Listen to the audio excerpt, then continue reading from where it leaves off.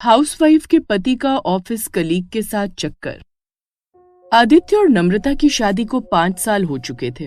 दोनों ने love marriage की हुई थी और दिल्ली के एक फ्लैट में रहते थे। संडे का दिन था, इसलिए आदित्य आज ऑफिस भी नहीं गया था। ममता आदित्य के लिए उसके कमरे में कॉफी लेकर आई। आदित्य, चलो जल्दी से उठ जाओ, कॉफी पी लो। मैंने तुम्हारे लिए खाना भी बनाकर रख दिया है, अब मैं निकल रही हूँ।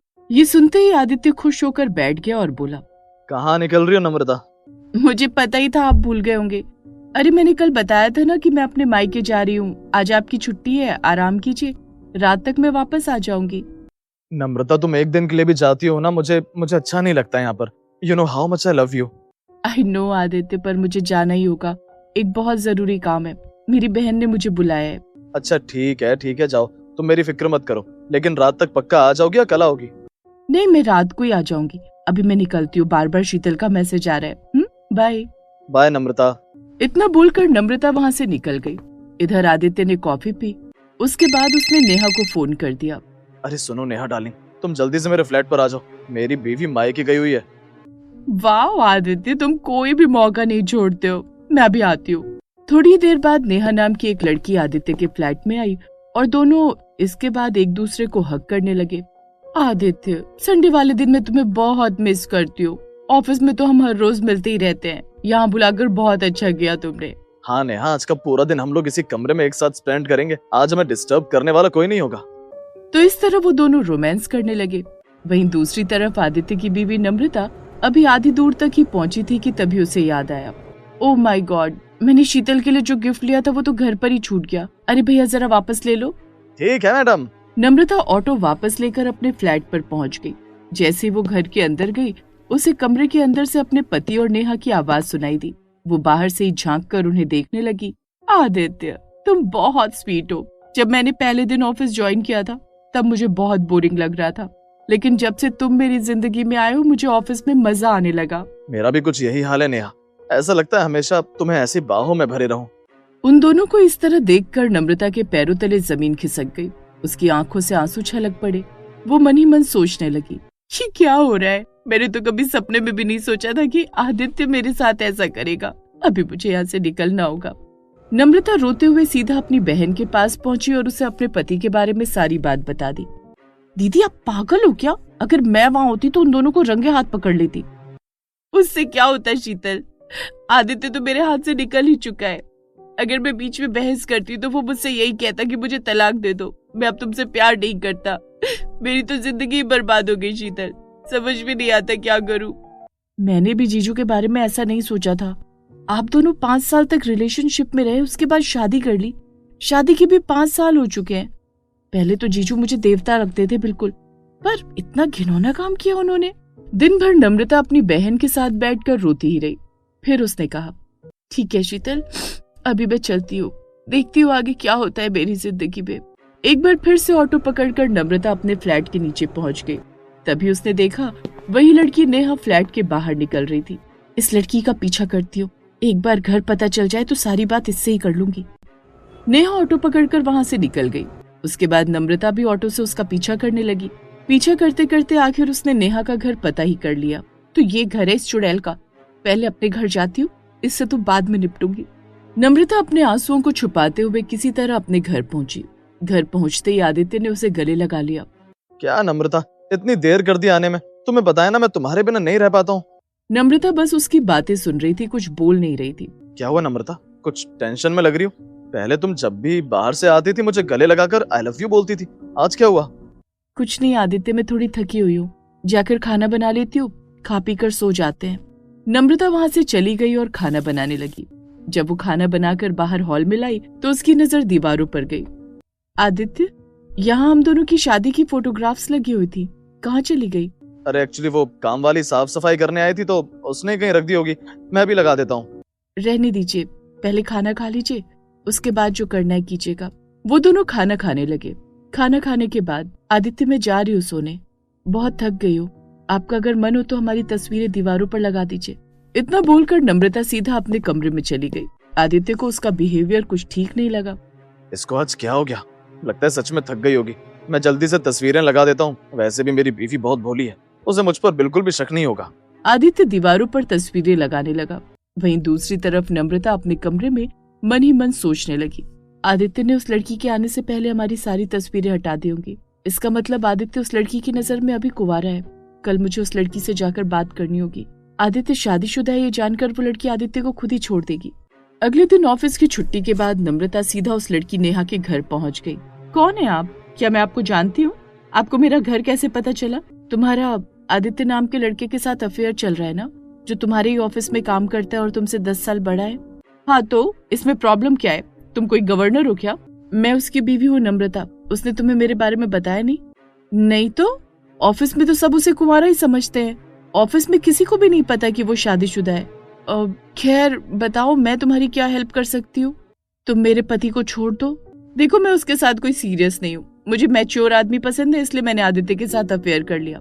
और मेरी सलाह तो ये है कि तुम भी उसे छोड़ दो, क्योंकि उसे अगर तुम में कोई इंटरेस्ट होता तो मेरे साथ अफेयर क्यों करता?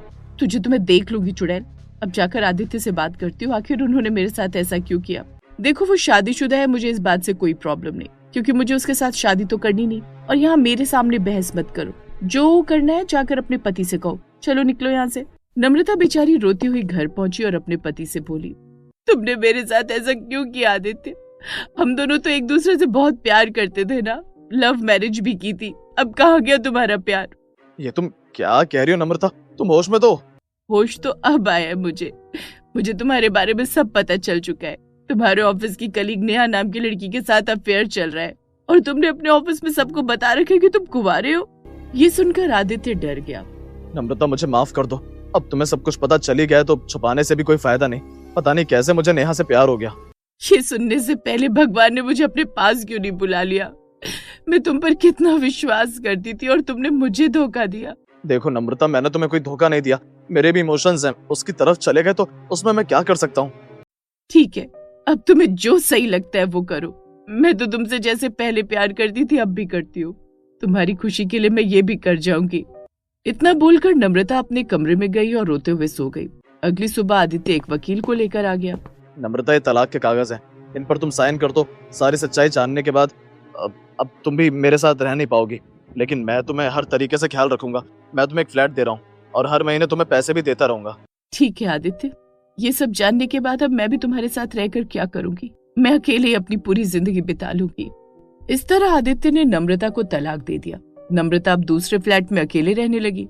आदित्य खुशी खुशी ऑफिस गया और नेहा से बोला, नेहा, तुम्हें तो पता ही चल गया होगा कि मैं शादीशुदा हूँ। अरे हाँ, तुम्हारी बीवी आई थी मेरे पास, लेकिन मुझे इससे क्या लेना देना। तुम कितनी समझदार हो नेहा, और एक नम्रता है, सच्चाई पता चलते ही रोने लगी। इसीलिए तो मैं तुमसे प्यार करता हूँ। आज शाम को तुम मेरे साथ मेरे घर चलोगी, हम दोनों वहीं रहेंगे। क्या बात है आदित्य, इसका मतलब अब हम 24 घंटे साथ रह पाएंगे? हाँ बिल्कुल नेहा, अब हमें छुप छुप कर मिलने की कोई जरूरत नहीं। शाम को आदित्य नेहा को ऑफिस से सीधा अपने घर लेकर चला गया। नेहा, आज से तुम्हारा घर है।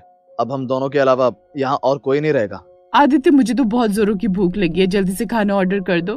खाना ऑर्डर करने की क्या जरूरत है नेहा? मेरे घर में किचन है, सारा सामान रखा है, जो तुम्हारा मन करे वो बना लो। तुम पागल हो गए हो क्या आदित्य? अभी तक तो तुम मुझे बड़े बड़े रेस्टोरेंट में खाना खिलाने ले जाते थे और अब मुझे ही खाना बनाने को बोल रहे हो।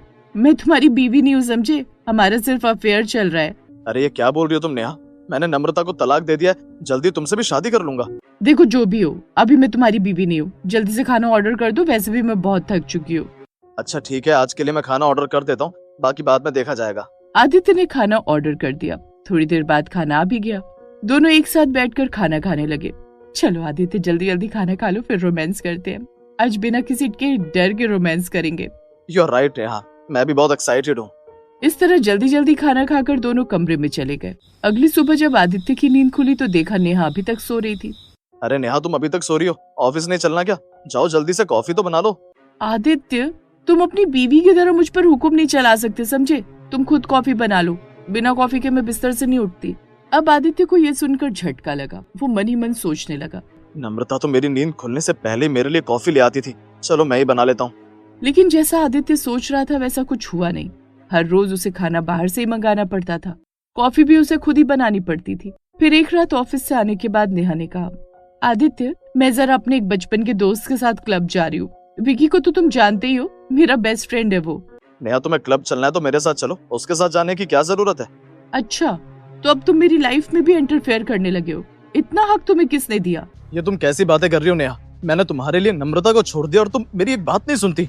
अरे तो मुझ पर कोई एहसान कर दिया क्या? 10 बार बोल चुकी हूँ मैं नम्रता नहीं हूँ। लेकिन मैं तो उसकी जगह ही तुम्हें अपनी जिंदगी में लेकर आया हूँ। चलो ठीक है, आज ही हम लोग शादी कर लेते हैं। तुम्हारा दिमाग तो ठीक है आदित्य, तुम मुझसे 10 साल बड़े हो, मेरी अभी एंजॉय करने वाली उम्र है, मैं शादी वादी नहीं करने वाली। खैर नेहा इतना बोलकर वहाँ से निकल गई। नीचे उसका दोस्त खड़ा था बाइक लेकर। चलो डार्लिंग, इतने सालों बाद तुम मिले हो, आज तुम्हारे साथ खूब एंजॉय करूंगी, मूवी भी देखेंगे, क्लब भी चलेंगे, डिनर भी करेंगे। कॉलेज के बाद सीधा आज ही मिले हो। वैसे तुम्हारा घर यही है क्या? यार तुम तो जानते ही हो, कॉलेज टाइम से ही मैं लड़कों को मुर्गा बनाती आई हूँ और उनसे अपना फायदा निकालती आई हूँ। ये भी मेरा वैसा ही एक मुर्गा है। मैं यहाँ इस शहर में नौकरी करती हूँ, इस मुर्गे के घर में मुझे रहने को मिल रहा है, खाने को भी मिल रहा है और थोड़ा बहुत एंजॉयमेंट भी हो जाता है उसके साथ। वो भी खुश, मैं भी खुश। ये सारी बातें आदित्य ने अपनी बालकनी से सुन ली। खैर नेहा तो उस लड़के के साथ चली गई, लेकिन आदित्य को बहुत गहरा झटका लगा। इस लड़की के चक्कर में मैंने अपनी इतनी अच्छी बीवी को छोड़ दिया। मुझसे बुरा इंसान कोई नहीं हो सकता, लेकिन मुझे इतनी जल्दी फैसला नहीं लेना चाहिए। नेहा को आने दो, फिर बात करता हूँ। लेकिन नेहा रात के 2 बजे लड़खड़ाती हुई घर आई और चुपचाप सो गई। आदित्य ने उस वक्त कुछ नहीं बोला, लेकिन अगली सुबह उसने नेहा से कहा, नेहा क्या तुमने मुझे मुर्गा बनाया था?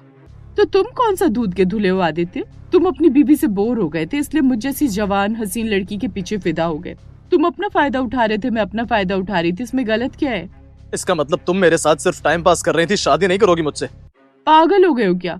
मैं और तुमसे शादी करूंगी? तुम जैसे मुर्गे तो मैंने सैकड़ों फंसाकर छोड़ दिए। अब तुम्हें सब पता चली गया है तो चलती हूँ मैं। मुझे वैसे भी दूसरा मुर्गा मिल गया है जो तुमसे भी अच्छा है। बाय। इतना बोलकर नेहा वहाँ से चली गई। ये सब जानकर आदित्य के सर पर तो जैसे पहाड़ टूट पड़ा। वो रोते हुए वहीं जमीन पर बैठ गया। मैं कितना बुरा इंसान हूँ, ये मुझे आज पता चला। बस एक बार जाकर अपनी नम्रता से माफी मांगना चाहता हूँ, पता नहीं वो मुझे माफ करेगी या नहीं। आदित्य उसी वक्त रोते हुए नम्रता के पास पहुंचा और उसे नेहा की सारी सच्चाई बता दी। मुझे तो पहले से ही पता था कि वो ऐसी लड़की है, उसने तुम्हें अपने जाल में फंसा लिया था। नम्रता मैं तुम्हारी माफी के लायक तो नहीं, पर हो सके तो मुझे माफ कर दो और घर चलो। तुम्हारे बिना जिंदगी की मैं कभी कल्पना भी नहीं कर सकता, और ना ही तुमसे अच्छी लड़की मुझे कोई मिलेगी। आदित्य का रोता हुआ चेहरा देखकर नम्रता का दिल पसीज गया। आदित्य याद करो, जब तुम मुझसे तलाक ले रहे थे उस वक्त मैंने तुमसे यही कहा था कि मैं तो तुमसे जितना पहले प्यार करती थी उतना अभी भी करती हूँ और आगे भी उतना ही करती रहूंगी। लेकिन मैं तुम पर भरोसा कैसे कर सकती हूँ? दोबारा कभी तुमने मेरे साथ ऐसा किया तो? इस बार तो मैंने बड़ी मुश्किल से खुद को संभाल लिया, आगे कैसे संभाल पाऊंगी? मैं तुमसे वादा करता हूँ कि मैं आगे से कभी तुम्हारे अलावा किसी दूसरी लड़की की तरफ नहीं देखूंगा, और अगर मैं ऐसा करूँ तो तुम्हें जो सजा देनी हो सजा दे देना। इंसान धोखा खाने के बाद समझदार हो जाता है, और तुम्हारे साथ भी धोखा हुआ है, तो इसका मतलब अब तुम्हें अकल आ गई होगी। ठीक है, मैं तुम्हारे साथ चलने को तैयार हूँ। और सिर्फ चलेंगे ही नहीं, 1 हफ्ते बाद हम लोग फिर से शादी करेंगे। 1 हफ्ते बाद आदित्य और नम्रता की एक बार फिर से धूमधाम से शादी हुई। उसके बाद आदित्य बिना नम्रता को बताए कोई भी काम नहीं करता था, और उसने अपने ऑफिस में भी बता दिया कि वो शादीशुदा है।